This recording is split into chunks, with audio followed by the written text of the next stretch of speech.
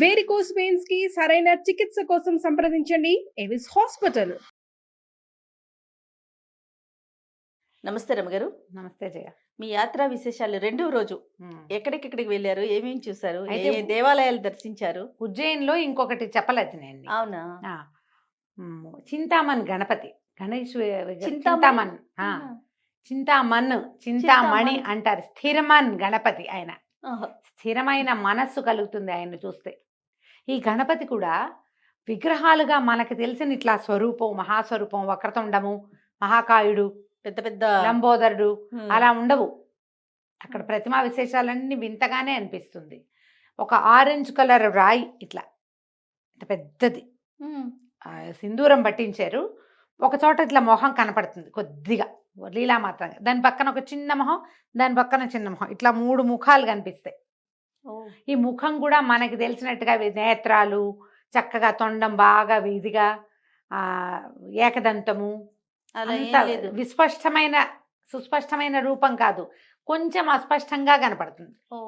అలా ఉన్న గణపతి అక్కడ మహాభారతం రాసేట వ్యాసుల వారు మహాభారతం చెప్పినప్పుడు రాసిన ప్రదేశం అని ఒక ఉవాచ.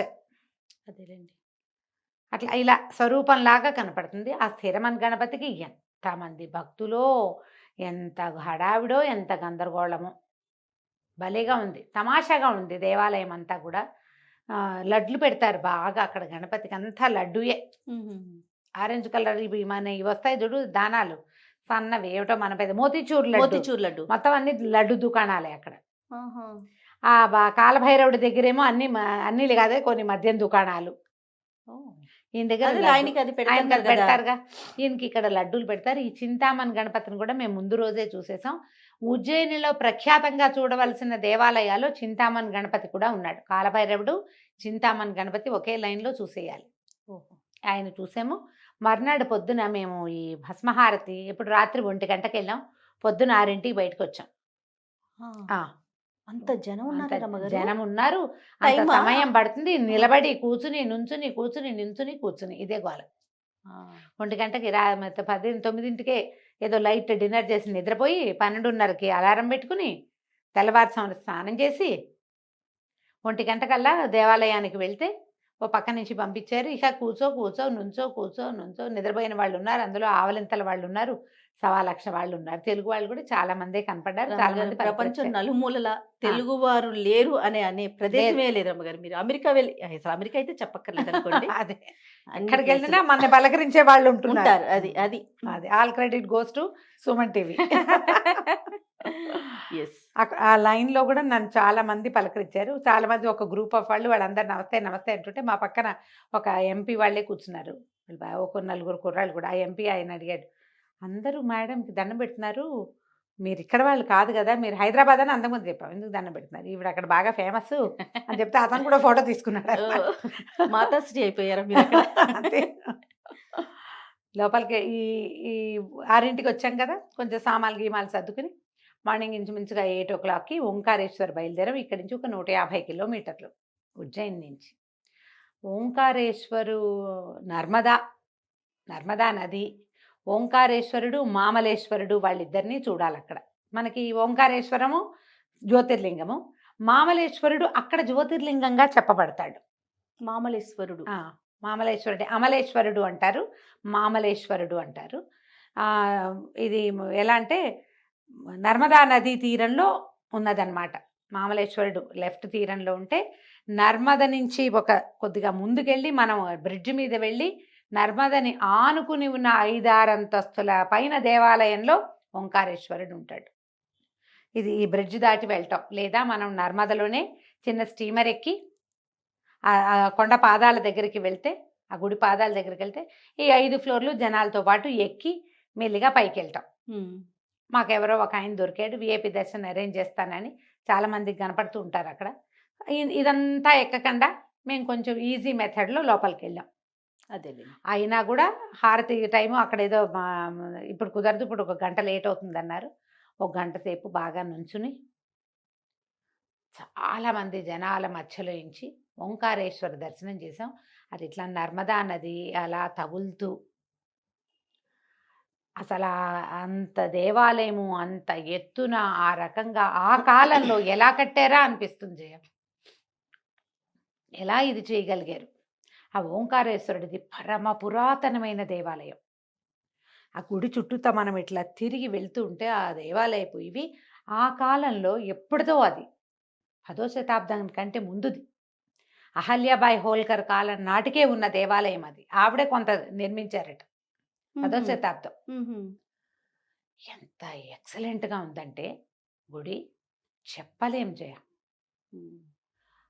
ఆ పక్కనే నది, దాంట్లో స్టీమర్లు కనపడుతూ ఈ బ్రిడ్జ్ కనిపిస్తూ ఆ పైన మనం ఉన్నామన్న ఫీలు మనని అబ్బా చెప్పలేమన్నమాట. అది ఇంకా ఎంత పైనో అన్నంతస్తులు ఎట్లా కట్టారా అనిపిస్తుంది.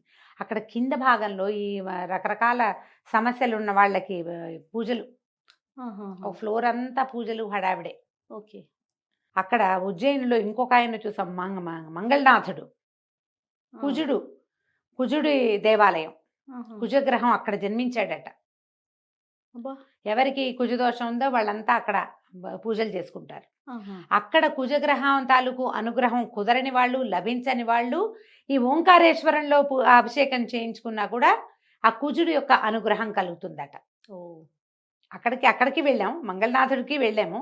ఉజ్జయిన్లో 2 రోజులు ఉన్నాం కదా, మొత్తం అన్ని దేవాలయాలు చూసేసాం. నేను ముందు వీడియోలో కవర్ చేయని 2 ఇవి ఇప్పుడు చెప్తాను. ఈరోజు ఆ కుజుడి దేవాలయం కూడా చాలా వింతగా విచిత్రంగా చాలా పెద్దది. ఒక ఫ్లోర్ అంతా ఈ కుజ గ్రహం తాలూకు అనుగ్రహం కోసం చేసే నవగ్రహాల తాలూకు పూజా విధానాలు కనపడతాయి. విగ్రహ రూపంలో ఉంటారా రమ్మగారు? లేదు, శివలింగమే. మంగళనాథుడు కూడా శివలింగ రూపంలోనే ఉంటాడు. అక్కడ కూడా శివలింగమే. అయితే అక్కడ వెలిసి ఉన్నాడు ఆయన. మా కుజగ్రహం తాలూకు అనుగ్రహం కలుగుతుంది అక్కడికి వెళ్తే. ఈ ఓంకారేశ్వరంలో కింద ఫ్లోర్ అంతా అభిషేకాలే చేయం. లాస్ట్ టైం వీళ్ళు వెళ్ళినప్పుడు మా వారు డాక్టర్ గారు అక్కడ అభిషేకం చేయించుకున్నారు కిందటిసారి. ఇక్కడ చేశాం కదా, ఇక పైకే వెళ్దామని మాతో పాటు వచ్చిన ఆయన ఒక చెంబు పట్టుకొచ్చారు. నిమ్మ నిండా నర్మదా జలం పట్టుకొచ్చి వీరితో పోయించారు లోపల. ఆ పైన కొంత పోసాము. తర్వాత అతను మిగిలినవన్నీ పోసేసి అక్కడ పక్కన వస్తున్న ధారని పట్టుకొచ్చి ఇచ్చాడు మాకు. పట్టుకొచ్చి ఇచ్చాడు. ఆ పైనుంచి మళ్ళీ దిగి రావటం కూడా ఎంత అపురూపమైన అనుభవాలు చేయాలి. మళ్ళీ మళ్ళీ చేయలేము, జీవితంలో ఓసారి వెళ్తాం అంతే. ఇక్కడ ఇంకో అపురూపమైన అనుభవం కలిగింది నాకు. మేము వెళ్ళేటప్పుడే మాకు నర్మదా శివ బాణలింగాలు చాలా ఫేమస్, మనకు తెలిసిందే. నర్మదలో రకరకాల రాళ్ల తాకిడి తగులుతో, అలల తాకిడికి ఈ రాళ్ళు రకరకాల లింగ రూపాలు దాలుస్తాయి. అందులో ఇట్లా ఇంతుండి కోలగా గుండ్రంగా తయారైన నర్మదేశ్వరులు దొరుకుతారు. నర్మదా బాణలింగమే దాని పేరు. అంటే పాన్వట్టలు లేకుండా ఒట్టి లింగ స్వరూపం. అవి ఆ సైజు నుంచి ఈ సైజు దాకా శివలింగాలు అన్ని చోట్ల అమ్మకాలకే ఉన్నాయి. నేను నదిలో నుంచి ఓ చిన్న రాయి నా చేతితోటే ఒకటి తెచ్చుకున్నా నర్మదలో నుంచి. అదో సంతోషం. అదే కదా. ఇటు నుంచి ఇప్పుడు ఈ బ్రిడ్జ్ అంతా ఎక్కాక మేము బ్రిడ్జ్ మీద నుంచి కదా పైకి వెళ్ళాము. ఈ బ్రిడ్జ్ దిగి మళ్ళీ కొంచెం మామలేశ్వరుడు ఎడం చేతి వైపు ఉంటాడు, ఈయన కుడి చేతి వైపు ఉన్నాడు. ఆ ఓంకారేశ్వరుడు, మామలేశ్వరుడు ఎడం చేతి వైపు ఉంటాడు. ఇదంతా దిగాలి, మెట్లు చేయ, అంతా నడకే. ఎంత నడకో, ఎన్ని కిలోమీటర్ల కొద్దీ నడుస్తాం ఈ గుళ్ళల్లో మనం. అదేలేండి. ఇక్కడికి నడిచి వెళ్తుంటే ఓ పడవ వాళ్ళు వెంబడబడ్డారు. పడవలో వస్తారా వస్తారా వస్తారా అంటే ఇది నర్మదా పరిక్రమ జరుగుతుంది. వింధ్యాచలానికి హాఫ్ పరిక్రమ చేస్తుంది స్టీమర్. అది మొత్తం పరిక్రమ. అవతల ఇంకా 4 దేవాలయం, ఆదిశంకర్ల పెద్ద విగ్రహం ఉంది అవతల వైపు. అక్కడ దాకా వెళ్తే ఓ 2 గంటలేమో, గంటన్నర పడుతుంది అన్నారు. మేము రాత్రికి ఇండోర్ చేరిపోవాలి మా ప్లాన్. ఒకవేళ ఈ ప్రయాణం ఇక్కడ కనుక లేట్ అయితే ఇండోర్ రాత్రి 10 దాటిపోతే మాకు అక్కడ ఏమో హోటల్ దొరకదు. ప్రీప్లాన్డ్గా లేము మేము, అప్పటికప్పుడు ఇద్దరమే కదా అని అప్పటికప్పుడు చూసుకుందాం అనుకున్నాం. ఈయన ఫుల్ పరిక్రమ పెట్టద్దు, నువ్వు ఒక రౌండ్ తీసుకురాని, నువ్వు దీనికి మన సంగమం ఉంది అక్కడ, కావేరి నర్మదా సంగమం ఒకటి ఉంది లోపల, సంగమం వరకు తీసుకెళ్దాము, ఒక అరగంట వెళ్ళొద్దామన్నారు. నాకు ఆ నీటిలో వెళ్ళటమే ఆనందం. ఎక్కడికి వెళ్ళినా నీళ్లు చూస్తే ఒక సంతోషంగా ఉంటుంది. ఓ చిన్న పడవ ఎక్కాం. అక్కడ కూడా ఒక తెలుగు గ్రూపు మాతో పాటు ఎక్కారు. ఇది మొత్తానికి ఇది లోపలికంతా తీసుకెళ్ళి ఆదిశంకర్ల విగ్రహము, ఈ దేవాలయాలు అన్నీ కనపడుతూ ఉంటాయి. దీనికి నర్మదకి అవతల వైపు అహల్యాబాయి హోల్కర్ గారి కోట ఒకటి ఉంది. అక్కడ ఆవిడ పూజ చేసిన శివలింగము, శివాలయము అవి కూడా ఉన్నాయట. వెళ్తే ఫుల్ పరిక్రమకి వెళ్తే అవి కూడా కనపడేవి. మేమంతా వెళ్ళాల, కొంతే వెళ్ళాం. వెళ్తే అతను మమ్మల్ని సంగమం దగ్గరికి తీసుకెళ్ళాడు. మా ఫ్రెండ్ అరుణ్ ఉన్నాడుగా, మనకి ఎప్పుడు అవునవును. చెప్తుంటాడు. అరుణ్ వాళ్ళ అమ్మగారికి బాగోలేదు, అతను నర్మదా జలం తెచ్చిపెట్టమని అడిగాడు. ఓ చిన్న డబ్బాగా ఉన్నాను నేను, వెళ్ళేటప్పుడే 1 లీటర్ డబ్బా తీసుకెళ్ళి అతను సంగమంలో, ఆ సంగమం ఏమిటంటే కావేరీ నర్మదా సంగమం. మేము 5-6 దగ్గర విన్నాం ఈ ఉజ్జయిన్లో, ఎవరి పిల్లలు మాట్లాడుతుంటే. ఇక్కడ కావేరి ఎట్లా ఉంటుంది? ఇది కావేరి కాదు కదా. కావేరి ఎక్కడుంది మనకి? సౌత్లో ఉంది, అవును. కర్ణాటకలో. మేము తలకావేరి కూడా చూసాం కదా మనము. అవునవును. అక్కడి నుంచి ఇక్కడికి కావేరి ఎలా వస్తుంది? ఇదేమిటి కావేరి పేరు చెప్తారంటే, అక్కడ ఇంకొక పేరు ఉంది, కావేరి అని చెప్తారు. అగస్త్య మహామునితోటి ఒక నది వచ్చింది అక్కడికి, ఆహా. దాన్ని వాళ్ళు కావేరి అంటారు. ఆ 2 నదుల సంగమ స్థానాన్ని చూసాం. ఓకే. అక్కడ ఒక చోట ఇట్లా కొంచెం ఎత్తుగా రాళ్ళు అవి ఉండిపో ఉన్నాయి, ఒక చిన్న ఐలాండ్ లాగానే ఉంది. చాలా మంది అక్కడ దిగి తర్పణాలు విడవటము, నర్మదా నది స్నానాలు చేయటం ఉన్నారు. మేము వెళ్ళేసరికి మధ్యాహ్నం అయిపోయింది. ఇంకా మేము స్నానం ఆలోచన చేయల. ఆ నీళ్ళు నెత్తి మీద చల్లుకొని నర్మదకు నమస్కారం చేసి, నాకు ఎప్పుడూ నదిలో ₹1 వేయాలని కోరిక. మ్మ్. ₹1 కాసు సమర్పించాలి అని సమర్పించేసి మళ్ళీ ఇదంతా తిరిగి మేము ఎక్కడ ఎక్కామో అక్కడ దింపాడు. ఓ.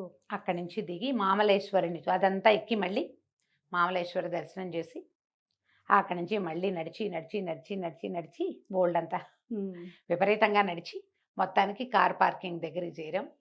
ఆ రోడ్లన్నీ మిరప తోటలు, మ్మ్. మిర్చి 3 రకాల మిర్చి అమ్ముతారు అక్కడ. ఓ. రోడ్ల నిండా మిరపకాయ బస్తాలే, ఓ. ఎర్రటి మిరపకాయలు, రెడ్వి, కారం ఉండవట, మీడియం రెడ్వి కారం ఉంటాయట. మొత్తం రోడ్లంతా మిర్చి పంటలే. ఎక్కడ ఆగి మిర్చి కొనుక్కోలేదులే, ఫ్లైట్లో మిరపకాయలు ఏమిటని ఎక్కిరిస్తారని కానీ. సరే అప్పుడు కారు ఎక్కి మెల్లిగా మేము ఇండోర్ బయలుదేరాం. అయితే ఈ మధ్యలో ఇక ఈ మెట్లన్నీ ఎక్కి మామలేశ్వరుడి కోసం మెట్లు దిగటం, మధ్యలో నది కోసం అటు వెళ్ళటము, ఈ సందట్లో మేము అక్కడక్కడ ఆగి అన్ని నర్మదా బాణలింగాలు ఉన్న కొట్లన్నీ చూసి, ఓ చోట 2 చోట్ల కాస్త ఏదో కూల్ డ్రింకులు తాగి, ఈ నడక్కి గొంతు ఆరిపోతుంది ఆరిపోతుంది, కదా. నిమ్మకాయ సోడాలు ఏవో తాగేమో. ఈ నర్మదా బాణలింగాల్ని కొన్నాం. ఓ. నేను అక్కడి నుంచి ఒకటి తెచ్చుకున్నా. ఓకే. అతన్ని అడిగాను ఒకటి తీసి ఇవ్వమని, ఒక రాయి తీసి ఇచ్చాడు చిన్నది. ఈ ఇంత సైజులో నుంచి ఇవి, అదేవి ఇంతంత పొడుగున అదే కోలగా ఉన్న ఇవి శివలింగాలు. అక్కడ ఒక అతను ఈ పడవలో ఒక అతను నాకు చెప్పాడు, పడవలో ముందు దేవాలయం దగ్గర అక్కడ కూర్చున్నప్పుడు వాళ్ళు వీళ్ళు మాట్లాడతారు కదా, మామూలుగా శివలింగాలకి బోల్డ్ అంత విధానం ఉంటుంది, అది మనం ఇంట్లో పెట్టుకోకూడదు ఇది చెప్తారు కదా. నర్మదేశ్వరుడిని మీరు ఎక్కడైనా పెట్టుకోవచ్చు. మ్మ్. నర్మదేశ్వరుడి పూజా విధానం చాలా సింపుల్. నర్మదా బాణలింగం ఇంట్లో ఉంచుకోవాలి, నీటిలో పెట్టి పెట్టుకోండి అంతే, ఇంకేం చేయక్కర్లా. మీరు ఆహా. నీళ్ళల్లో పెట్టి పెట్టండి. మీరు ఏదైనా చేయగలిగితే ఒక చిన్న పాన్ వట్టం కొనుక్కోండి ఇత్తడిది, ఇందులో నిలబెట్టండి, కాస్త నీళ్ళు పోయండి, భస్మంతో ఒక 3 బొట్లు పెట్టండి, ధూపం చూపించండి, నమస్కారం చేసుకోండి. ఓ. నైవేద్యం కూడా అడగడమ్మా నర్మదేశ్వరుడు అని చెప్పాడు. అబ్బా. మ్మ్. నైవేద్యం కూడా అడగడు, అలా ఇంట్లో ఉంచుకోవాలి. మా వాళ్ళు మామూలుగా మేము ఇట్లా నది తీరాలకి ఎక్కడికి వెళ్ళినా పిల్లలు ఇంతవి అంతవి గుండ్రాళ్ళు పట్టుకొస్తారు. మా ఇంట్లో ఎన్ని రకాల గుండ్రాళ్ళు ఉన్నాయో. మ్మ్. ఎక్కడికి వెళ్ళినా ఒక రాయి తెచ్చుకోవాలని ఉంటుంది. నది అంటే ఒక రాయి తేవాలి. ఎప్పుడో మా అమ్మ ఏనాడో వెళ్ళినప్పుడు మా అమ్మ కూడా అలా పట్టుకొచ్చారు. మేము హరిద్వార్ వెళ్ళినప్పుడు కూడా తెచ్చాను నేను. ఓ. ఇప్పుడు ఈసారి బాణలింగాలు తెచ్చుకున్నాం అనమాట. లింగాలు ఎన్ని తెచ్చారు రమ్మగారు? కొంచెం ఫ్రెండ్స్కి ఇవ్వడానికి అని తెచ్చాము. ఓకే. ఒక్కొక్కళ్ళకి ఒకటిస్తే ఇంట్లో పెట్టుకుంటారు. అంతేగా. పెద్ద పూజా విధానం చాలా చేయగలిగితే చేస్తారు, లేకపోతే లేదు, నీటిలో పెట్టి ఉంచుకోవచ్చు కదా, ఆ నీళ్ళల్లో ఉంచాలి. ఈ అమ్మే వాళ్ళు కూడా వాటిని రాళ్ళని, ఇది శివలింగాల స్వరూపంలో ఉన్న వాటిని నీళ్లు చల్లి ఉంచుతారు. పగులుతాయేమోనని నాకు అనిపించింది, అందుకు నీటిలో పెట్టమంటారా ఏమిటి అని. ఒక రకమైన గ్రానైట్ రాళ్లే, మ్మ్. ఇంత కోలగా ఉన్న రాళ్ళు తీసుకొచ్చామన్నమాట మేము. అదేలేండి. ఈ మొత్తంలో ప్రసాదాల వ్యవహారాలు ఏం లేవు. అంతా మన అన్ని నమ్మకం చోట్ల- రమ్మగారు అంతే. అన్ని చోట్ల ఇక్కడ ఈ ఊళ్ళల్లో, ఈ ఉజ్జయిన్లో కానీ ఈ ఓంకారేశ్వర్లో కానీ జనాలు వెంబడి పడిపోతారు. మనకు ఆ చిన్న చిన్నవి పంచదార గుళ్ళు అవి అవునవును. ఉంటాయి కదా, ప్రదేశం అంతా ఈ ఎలా గుళ్ళు. ఉందండి? ఆ? ప్రదేశం ఎలా ఉంది చూడటానికి? అంత మామూలుగా మేము ఉజ్జయిని గురించి కావ్యాల్లో చదివినంత కలర్ఫుల్గా అయితే లేదు.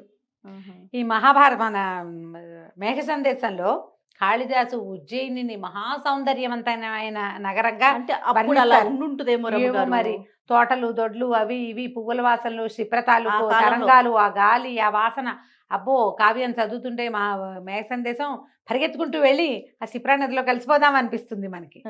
అంతేం లేదు, కొంచెం డ్రైగా, కాస్త ఆటే క్లీన్గా లేదు. అదేలేండి. జనాలంతా విపరీతంగా, జనము విపరీతంగా. అందులో మీరు హాలిడేస్ లో వెళ్ళారు కదా? హాలిడేస్ లో వెళ్ళాం. మామూలుగా కూడా ఈ ఆటో వాళ్ళు వీళ్ళు ఈ సహాయం చేసే వాళ్ళు, అమ్మేవాళ్ళు గందరగోళంగా ఉన్నారు, విపరీతంగా జనం. దేవాలయాల్లో ప్రశాంతత అనేది కొంచెం కష్టమే, అలా ఏం లేదు. ఇక చూడాలి అంతే, చూడాలి. ఇది క్షేత్రం, అది చాలా ప్రధానమైంది. నాకు అత్యంత ప్రశాంతంగా అనిపించింది క్షిప్రా నది ఒడ్డు ఉజ్జయిన్లో. అంతమంది జనం ఉన్నా క్షిప్ర ఒడ్డున చాలా మనశ్శాంతిగా తోచింది. హరసిద్ధి ఆలయంలో ఒక చాలా మనశ్శాంతి. మూడోది నర్మదలో ప్రయాణం. మామూలుగా నదుల పేర్లు రకరకాలు చెప్తారు కదా జయ. సద్దిపతి పద్మాకర్ గారిది ఏదో పురాణం వింటుంటే గంగలో ఒకసారి, యమునలో 3 సార్లు, ఇది 3-4 నదుల పేర్లు చెప్పారు. గంగలో ఒక్కసారైనా స్నానం చేయాలి. ఈ నర్మద దర్శన మాత్రంతో పుణ్యం వస్తుందట. గంగా స్నానం జీవితంలో ఒక్కసారి చేసినా చాలు. యమునలో 3 సార్లు చేయాలి. ఇంకో నది పేరు చెప్పారు, అది మర్చిపోయా, అది గుర్తు రావటంలో నాకు. కానీ నర్మద దర్శనం, మేము దర్శనం చేసామని దండం పెట్టుకున్నాం మేమైతే. నర్మదా నది దర్శన మాత్రంతో మనకి పుణ్యం వస్తుంది. స్కాంద పురాణంలో అవంతి ఖండంలో చెప్పబడింది ఇది. ఆయన చెప్తున్నారు, స్కాంద పురాణం వింటున్నాం మేము అప్పుడప్పుడు, అందులో చెప్తున్నారు నర్మదా నది మాత్రం ఎక్సలెంట్ కదా, ఇది వింధ్య పర్వతపు భాగం అని చూపించాడు అతను.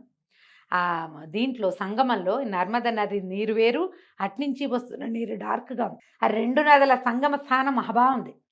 నీళ్లు రంగు భాగంగా ఏముంది రమ్మగారు? త్రివేణి సంగమం అంటారు కదా, అలా కాదా? రెండేనా? ఇక్కడ త్రివేణి లేదు, 2 నదులే, నర్మదా కావేరి. ఆ కావేరి కూడా ఆ ప్రాంతపు కావేరి, మన తల కావేరి కాదు. ఓకే, తెలుస్తుందా? వేరియేషన్ తెలిసిందా? తెలుస్తుంది. 2 నదులు ఇక్కడ కలుస్తున్నాయి అనేది తెలుస్తుంటుంది. అవతలంతా ఇది ఉంది కదా, ఆనకట్ట కనపడుతుందిగా, అది కనిపిస్తూ ఉంటుంది. ఏమంటారు, మన ప్రాజెక్టు కనపడుతూ ఉంటుంది పెద్దది, ఆనకట్ట కనపడుతుంది, ఇది కూడా కనిపిస్తుంది అనమాట. ఈసారి ఎవరైనా వెళ్తే ఈ 1.5 పరిక్రమ అవకాశాన్ని తీసుకోండి తప్పకుండా. మాకు టైం లేక మేము తీసుకోలేకపోయాం. అదేలేండి. చాలామంది జనం ఉండి దర్శనానికి చాలా స్లో అయిపోయి మేమంత స్పీడ్గా యాక్ట్ చేయలేక, అక్కడి నుంచి ఉజ్జయిన్ నుంచి ఓంకారేశ్వరం ఇంకా ఎర్లీగా బయలుదేరి ఉంటే ఇంకా బాగుండేది. కొంచెం లేట్ అయ్యాము, అంచేత మాకు సమయం సరిపోలేదు.